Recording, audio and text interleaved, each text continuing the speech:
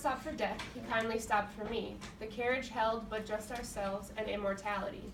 We slowly drove, he knew no haste, and I had to put away my labor and my leisure too, for his civility. We passed the school where children strove at recess in the ring. We passed the fields of gazing grain, we passed the setting sun. Or rather, he passed us. The dews drew quivering and chill, for only gossamer my gown, my tippet only tulle. We paused before a house that seemed a swelling of the ground. The roof was scarcely visible, the cornice in the ground. Since then, 'tis centuries, and yet feels shorter than the day I first surmised the horses' heads were toward eternity. Does anybody have a guess as to what this poem is about?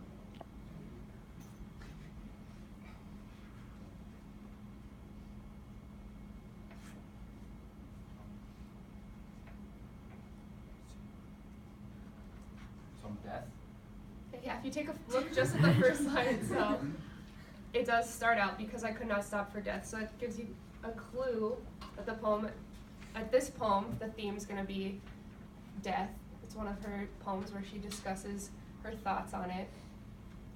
How do you think the tone of the poem is? Is she sad about it?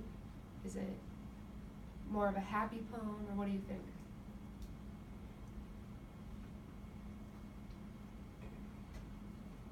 She doesn't exactly sound very sad. She seems kind of content with it. Yeah, I think so too. She's kind of becoming more accepting of death, but we'll go through it here if you want to click the slide. Okay, so these are just some vocabulary terms. So when you're going through your poem later, you're going to want to pick out maybe terms that you don't know or something like that. And not only are finding vocabulary terms like that important if you don't understand for understanding, but also because they can be important to the theme of the poem and helping figure out what the poem is about. So if you want to click, it just goes through what each of these are.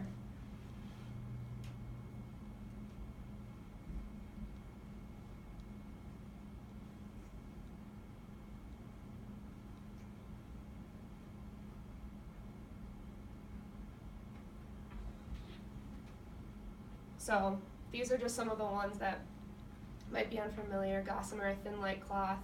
Tippet, a woman's scarf. And tulle is a soft, fine silk, which, when you're thinking about death, may not be assumed that this would go with that, because these are more of like light and airy, as death may be more assumed to be dark and dreary. But this kind of gives you a hint that the poem maybe isn't as sad, even though it is about death. If you want to click.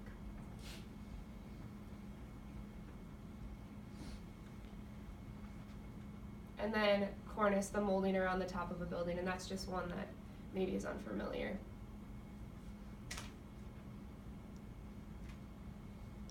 Okay, and then just click to read this one.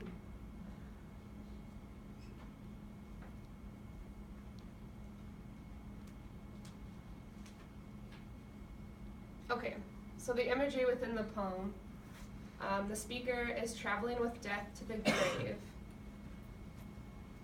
Repetition is used for we passed. And then alliteration is used, grazing grain, setting sun, gossamer gown, and tippet tulle. Do you see anywhere else where alliteration is used? Horses' heads.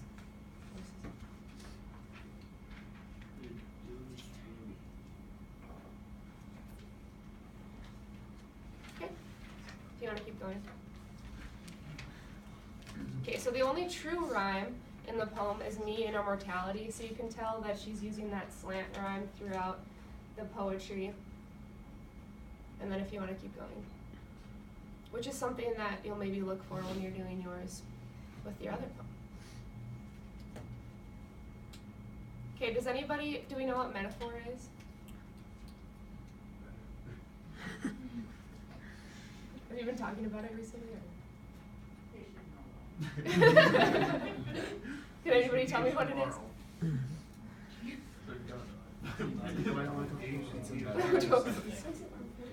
Comparing Yeah. Comparing two things about like that common school.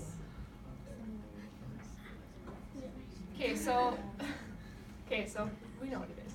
Good. Okay, so in this poem, because I cannot stop for death, she uses death, but throughout the poem, death is referred to more as a gentleman caller.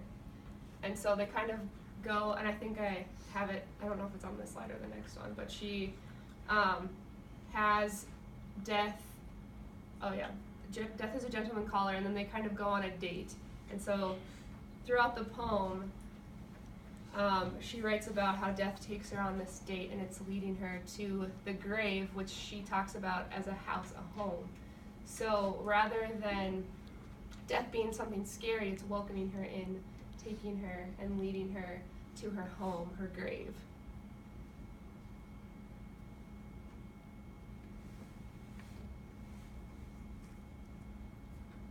Yeah, I don't know why I had them come in one at a time, because now I was thinking that I would have something, but. And then you can see that she used those dashes throughout the poem.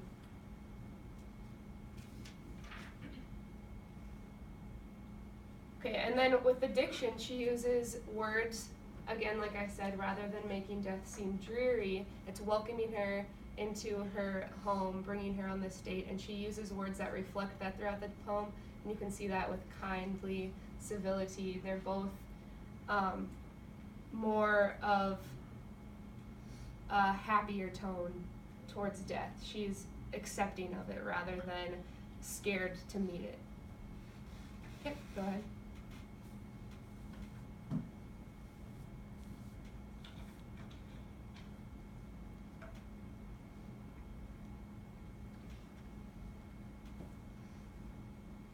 Okay, and then we talked a little bit about that already, but how the tone is lighthearted and accepting.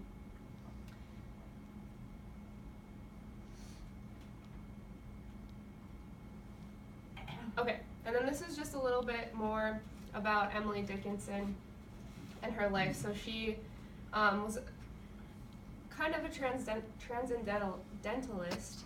She believed that nature was symbolic, and so that reflects in some of her other poetry. She talks about nature a lot, and I told you how she used her poetry to talk about poetry. She used it to talk about nature, and that reflects with how she felt that nature was a symbol of different things.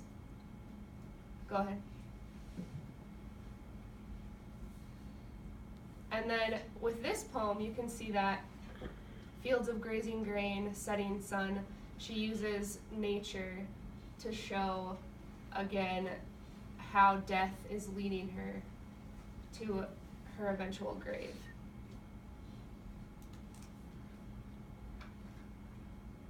Okay, so what we're gonna do is we'll take a look at the one that John Green talked about. I heard a fly buzz when I died. It's on 531.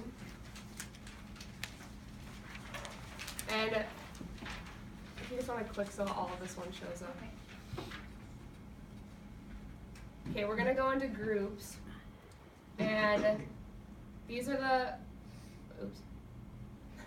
4 different things that we're gonna go through. So you're gonna read through it together, jot down some of the most important ideas, those things that we talked about, the figurative language, the diction, the vocabulary, any themes, what the style of the poem is. Then you'll retell it, so you'll write down a 1-sentence summary of what you think the poem is about.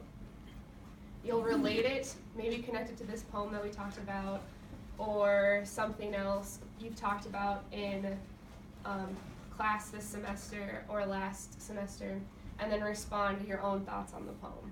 So just kind of organizing our ideas, understanding what the poem is, and summarizing what you think it is, reading and comprehending what we're going through. So if you want to split into groups of maybe 4 or 5, and then you can go through. And I'll come around and help you guys go through the poem too after.